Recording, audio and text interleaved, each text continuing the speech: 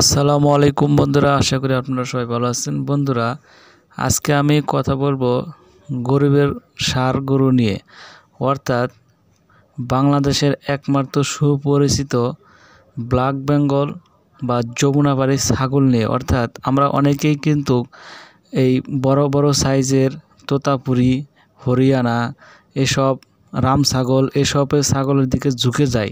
ঝুঁকে গিয়ে দেখা যায় কি হয় যে আমরা অনেক সময় ঝরে পড়ি, যে একটু খামার আকারে গেলে আমরা ঝরে পড়ি। কারণ খামার আকারে গেলে দেখা যায় যে সেই সমস্ত ছাগল আমাদের জন্য প্রোটেক্টেবল হয় না, অর্থাৎ সেখান থেকে আমরা লাভের অংশে পৌঁছাতে পারি না, অর্থাৎ সেখানে একটু কস্টিং বেশি হয়ে যায়। আর একমাত্র যমুনাপাড়ি ব্ল্যাক বেঙ্গল ছাগল বাংলাদেশের আবহাওয়ার সাথে ওতপ্রোতভাবে জড়িয়ে আছে। আমরা প্রাচীনকাল থেকেই বা আমাদের দাদার আমল থেকেই দেখে আসছি যে এরা শুধু এই ব্ল্যাক বেঙ্গল যমুনাপাড়ি ছাগলটাই পালন করত। কারণ এই ছাগলগুলা রোগ প্রতিরোধ ক্ষমতা সবচাইতে বেশি এবং সব জায়গার ঘাস এই ছাগলগুলা খায়। অর্থাৎ বন্যার পানি নেমে গেলে সেখানে নিয়ে গেলে দেখা যায় যে এই অন্যান্য জাতের যে ছাগলগুলো আছে বিদেশি জাতের, সেগুলো কিন্তু ঘাস খায় না, অর্থাৎ তাকে দানাদার খাবার দিতেই হবে।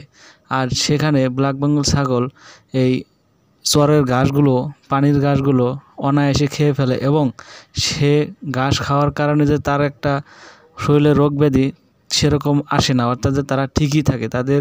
তারা যদি বৃষ্টিতে ভেজেও তাহলেও তাদের রোগ আসে না, কারণ এগুলার ভিতরে এমন একটা অ্যান্টিবডিক সিস্টেম আছে যে রোগ প্রতিরোধ ক্ষমতা সবচাইতে বেশি বলে আমি মনে করি এই যমুনাপাড়ি ছাগল। আমি যখন ছোটোবেলা বড় হয়েছি তখন কিন্তু আপনার মা বাবা এই যমুনাপাড়ি ছাগল বিক্রি করে কিন্তু একসময় ফর্ম ফিল আপের টাকা বা একটি শার্টের টাকা বা আমাদের শখ আহ্লাদ পূরণ করতেন একমাত্র এই যমুনাপাড়ি ছাগল নিয়ে।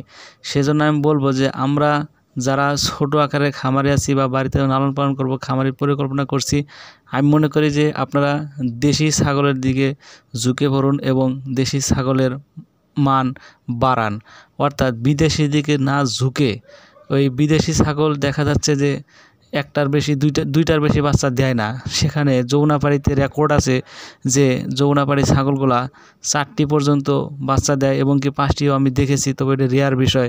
3টি অ্যাভেলেবেল, তাহলে 3টি অ্যাভেলেবেল, 4টিও অনেক হয়। বড় বড় যেগুলা মা ছাগল আছে সেগুলো থেকে কিন্তু আমরা ভালো বাচ্চা পেয়ে থাকি। আর একমাত্র আপনি যখন এই মা ছাগলগুলো পালন করবেন তখনই আপনি লাভবান হতে পারবেন।